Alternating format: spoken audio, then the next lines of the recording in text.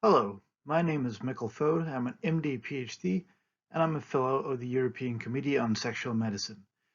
Now I'm here to talk about some misunderstandings and some misconceptions within sexual medicine. Obviously, this is a topic where there is a lot of embarrassment and a lot of taboo, so misinformation can thrive very well, and this is especially important because some people are trying to take advantage of this and make money off of patients with sexual dysfunction. So the first topic I want to talk about is shockwave therapy for erectile dysfunction. And the question I want to be asking is this really worth the cash you're paying for it? Now, shockwave therapy for erectile dysfunction is a novel modality where a shockwave device, as shown as this on this picture, is directed at the penis and then shockwaves are delivered to the tissue. Typically, this is done a couple of times a week over a period of maybe 6 weeks, and it costs typically a couple $1,000s to have the treatment done. Now, the promise of this treatment is that it cures erectile dysfunction so that no pills, no injections, or anything of the sort are needed anymore. And this slide is taken from one of the websites of a company that provides the treatment and charges money for it. And if you look at it, they really promise that it's more effective than traditional treatments. Patients are more satisfied. Somehow there are less side effects than with traditional treatments. The quality of improvement is better and patients are not dependent on it. So not only is this treatment supposedly curative and more effective than the established treatments, it also has fewer side effects. Now the question is this too good to be true? Well, we have to at least be skeptical. So I want to look at reality versus these expectations. The first thing we can talk about is the proposed mechanism of action. Now, people that are proponents of the therapy, they say that the shock waves cause some kind of tissue damage when it's applied to the penis. And in the regeneration of these tissues, there are supposedly a lot of benefits. New cells are recruited and new blood vessels are created. This is the basic theory behind the treatment. Some claim that it may also give some nerve regeneration. But what we have to remember when we look at this and talk about these kind of impressive possible mechanisms is that all of the studies where they were explored were done in animals, primarily rats. Obviously, there are some very important differences between men and rats, and we do often see in studies that such preclinical research done in animal models cannot be translated to humans. So maybe all these things are true in rats, but it only justifies that we do more clinical studies. We cannot justify offering the treatment to men just based on what was seen in animals. Now, if we then move on and look at the actual studies in men of the shockwave device, it looks quite impressive. These are a list of some of the most important studies, and what we see throughout the studies is that in almost all of them, there is an improvement in erectile function. That's what you see in the second last column from the left, EF score. This is an erectile function score that improves with treatment.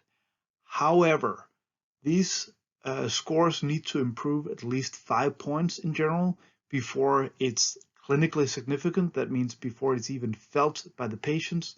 If you look at the column, this is certainly not the case in all of the studies. You might also want to notice the N, that's the third column from the left. That's the number of patients included in all of these studies. They were very small studies between only 15 and 40 patients. And on top of this, these were case series. This means that all of the patients knew that they were receiving a supposedly active treatment and they really believed in it. That means we have a placebo effect in all of these studies. Now, just dwelling on this placebo effect a little bit, here's a very interesting study from 2009 where they gave placebo pills only to 3 groups of patients. Now, they told them different things about these. Some patients knew that they were placebo and some didn't, but overall what was found in the study was that there was improvement in the erectile function score of about 4 points just with placebo treatments. So this means it's very important in new treatments for erectile dysfunction that we control for the placebo effect. This is quite logical because there is a psychological component to most cases of sexual dysfunction. I'm not saying it's all psychological, but there is a psychological component. Even with organic erectile dysfunction, this is going to affect a man between the ears. So it's important that we look at the levels of evidence and kind of stick with the stronger levels of evidence. That's what's called randomized controlled trials. That means that patients are divided randomly into two groups, one group receiving active treatment and one group receiving a sham treatment that is not the active shockwave therapy in this case. That means that we can subtract the possible improvements seen in the sham group, and we're left with a response that is controlled for placebo. If we look at the highest evidence in these shockwaves, there are 4 systematic reviews of randomized trials. That means that the authors have taken all of the randomized trials that I just described and then looked through all of them and kind of combined the evidence from these trials. Now, the first one was by Fode and co-workers, published in 2016, and these found that there might be an improvement in erectile function only in patients who responded to PDE5 inhibitors, that is, drugs like Viagra. And actually, they said that the studies only imply, so it was not very clear in this review. The second one, also in 2016, found an average improvement of 2 points in the erectile function symptom score, 2 points. Now, as we said before, this is less than the clinically meaningful difference, so this cannot be felt by a patient, the 2-point improvement. Not very good. Third one found that there were short-term effects in mild erectile dysfunction, not in the moderate cases, not in the severe cases, and that this could only be proven within a short time frame. The studies did not last very long. And the final review looked a little bit better. This was published in 2017, and they found a 4.17 improvement in the erectile function score versus placebo. This means that in this study, it looked like there was a clinically significant effect. However, if we look a little bit closer into the individual randomized trials that these reviews were comprised of, we see a lot of problems. These are the risks of biases from 2 of the systematic reviews that I just described. Now, a risk of bias is a description of possible other effects than the treatment itself that may have given the results. And actually, if we look at these tables, especially the blinding of the participants was very difficult. And in fact, a lot of the patients in the study might have known if they were receiving the active treatment or the placebo treatment. Again, this means that the placebo effect, even in the randomized trials, could be quite significant. If you look at the tables, there were other obvious problems in the study. If we look even further into these individual randomized trials, you see them listed here with their authors, the number of patients ranging from only 37 to 126, the type of patients, problems with the blood vessels. This was actually in all of these randomized trials, these were the type of patients had erectile dysfunction based on problems with their cardiovascular system. This is the follow-up, so only between 1 month and 12 months in these studies, and improvement rates in something called the erection hardness scale and the International Index of Erectile Function that we talked about before, and then the risk of bias in the individual study. Now, the first thing we notice when we look at this slide is that actually 3 of the studies didn't find any effects of the treatment at all. Now, there are only 7 studies, so 3 not finding an effect is meaningful. Second thing we notice is that the follow-up was very short, as I hinted at before, down to only 1 month. Now, it's not really valuable to have your erectile function improve for only a month with an expensive treatment, so we need longer trials. The third thing we see is that 2 of these studies were actually very, very problematic. The first one, this is an Indian study published in a Canadian journal in 2015, and the one with the longest follow-up, they had a dropout of 58% in the sham group. We don't know why these patients dropped out, but likely these are the ones with the lowest effect of the treatment.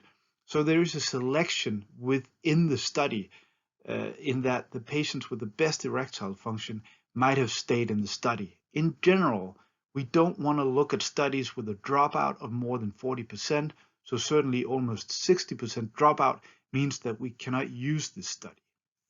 And then the last one, the Motel study, is another, this was a short term, but another positive study finding effects of the treatment, had a high risk of bias, and no appropriate statistical analysis was done in the study, so it's very hard to conclude anything.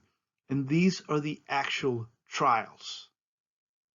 Now, one final point is that if we want to design a good study to look at this issue, if shockwave therapy can cure erectile dysfunction, we actually need at least 70 patients in these studies. And if we look at it, this was only the case in 3 out of the 7 studies. The rest of them are too small. And 2 of these studies that were large enough actually didn't find any effect of the treatment. And the third one was the one with a high risk of bias because of poor statistics.